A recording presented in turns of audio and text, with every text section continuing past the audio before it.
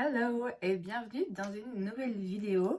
Aujourd'hui, je vous propose une nouvelle partie de deviner la palette de fard à paupières. Alors, je rappelle les règles du jeu. Je vais d'abord vous montrer les couleurs que j'ai utilisées sur mes yeux aujourd'hui et ensuite, je vais vous montrer le reste des couleurs présentes dans la palette en question. Le but du jeu étant évidemment de trouver le plus rapidement possible de quelle palette il s'agit. Alors voici les couleurs que j'ai sur mes yeux. J'ai commencé avec ce fard brun foncé qui n'était pas aussi foncé que ce que j'aurais espéré, je dois bien l'admettre. Et je l'ai mis dans le coin externe de mon œil. Je l'ai étiré un petit peu. Je l'ai aussi travaillé un peu dans mon creux de paupière, mais je me suis arrêtée environ à la moitié de mon œil. J'ai ensuite utilisé ce fard jaune. Alors, je l'ai utilisé pour estomper le premier fard brun, pour l'étirer un petit peu vers le haut et en fait pour apporter une teinte un peu plus chaude à ce fard qui est un petit peu plus froid que ce que je recherchais. Je vous cache pas que j'ai un peu galéré à travailler ces couleurs ensemble, du coup j'ai utilisé cette couleur également, je sais pas si vous la voyez bien sur mon bras, et je l'ai utilisée pour vraiment justement m'accompagner dans mon travail de mélange entre les deux teintes. J'ai aussi utilisé un petit peu ici dans mon creux de paupière afin de continuer et de ne pas avoir quelque chose qui s'arrête de façon un peu trop nette. Je suis retournée vers le brun pour accentuer vraiment le coin externe de mon œil qui, à force de d'estomper les couleurs ensemble, c'était un petit peu trop éclairci à mon goût. Et je suis également retournée vers le fard jaune que j'ai appliqué du coup en partie sur ma paupière mobile pour avoir une base mat sur une partie de ma paupière.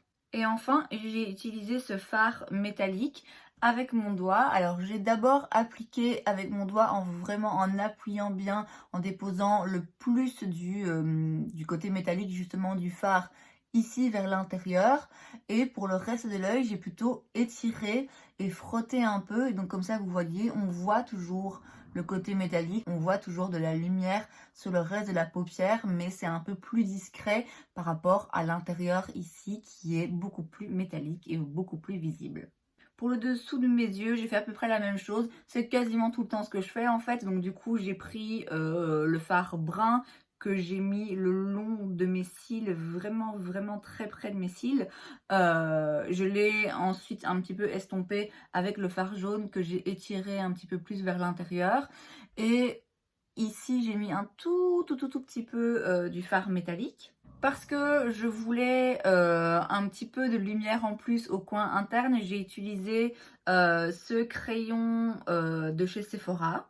J'ai vraiment juste à peine touché mon coin interne juste pour avoir un petit point de lumière. J'ai utilisé un crayon colle de chez L'Oréal que j'ai mis donc à l'intérieur et aussi un tout petit peu au-dessus de mes cils. Je l'ai ensuite avec un pinceau légèrement estompé, je l'ai un peu étiré. Je me suis arrangée en fait pour pas qu'il y ait une ligne noire très distincte, mais plutôt que le tout se floute un petit peu avec le reste du look. J'ai mis du mascara et voilà le résultat.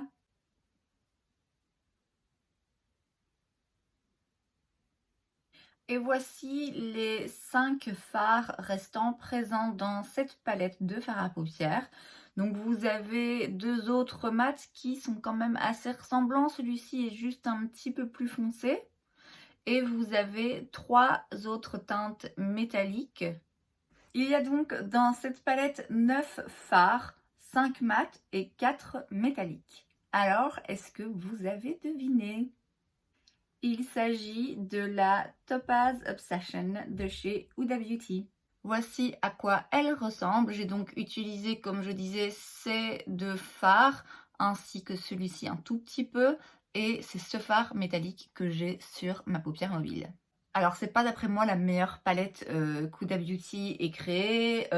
Ces petites palettes Obsessions de chez Huda, d'après ce que j'ai pu comprendre, elles sont un peu hit or miss. C'est-à-dire qu'il y en a certaines qui sont vraiment top, qui sont très faciles à travailler dans la formulation et vraiment nickel. Et puis il y en a d'autres où c'est un peu plus loupé pour le coup. J'en ai plusieurs de ces petites palettes. J'ai aussi celle de la même gamme en vert. J'ai aussi la Smoky Obsession et j'ai une des Neon Obsession, l'orange, je pense. C'est un format que Huda a sorti en de nombreux exemplaires. Ces derniers temps, les 9 pan comme ça qu'elle sortait étaient toujours un petit peu similaires. Et puis là, le dernier lancement, c'était le Wild Obsessions, je pense, quelque chose comme ça. Il y en a 4, et il y en a 2 en particulier que, mon Dieu, j'adore. La Python qui est dans les tons verts et la Jaguar qui est plutôt dans les tons froids, un peu smoky, il y a un petit peu de teinte, un petit peu taupe mauve, vraiment splendide, des palettes que j'adorerais avoir. Et donc, comme je vous l'ai dit, en ce qui concerne ces palettes à 9 fards de chez Huda, il y a eu des bien et des moins bien. Celle-ci, c'est pas la plus réussie d'après moi. Alors, en termes d'équilibre entre fard mat et métallique, il n'y a aucun souci. En termes de couleur en elle-même, je la trouve jolie parce qu'elle est vibrante, elle est orangée, mais pas non plus trop. Le problème que j'ai, c'est que je trouve que ces 2 teintes sont vraiment trop ressemblantes. Je pourrais comprendre si c'était dans une palette à 15 fards, qu'il y ait des fards assez similaires, mais juste un peu plus foncés ou plus clairs.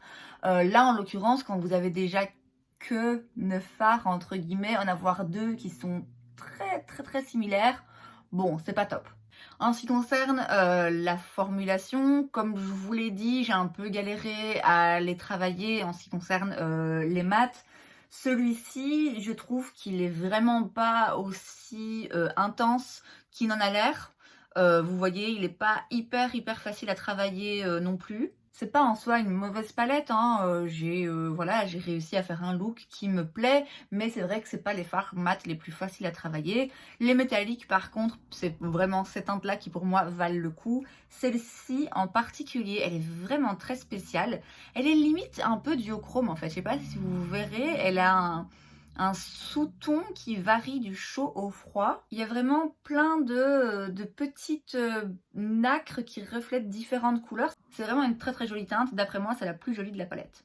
Ce que j'aime assez dans ces palettes, c'est le format en fait, qui je trouve c'est vraiment un chouette format. 9 fards pour une palette de fard à paupières, je trouve que c'est ni trop ni trop peu.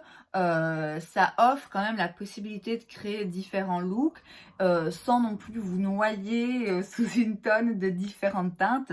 Alors ici, en l'occurrence, c'est assez monochromatique et c'était le but de ces palettes, de cette ligne en particulier. Donc il y a l'orange, il y avait une verte, une mauve, une bleue et une rouge. Donc effectivement, là, vous n'allez pas avoir la possibilité de créer 10 looks complètement différents.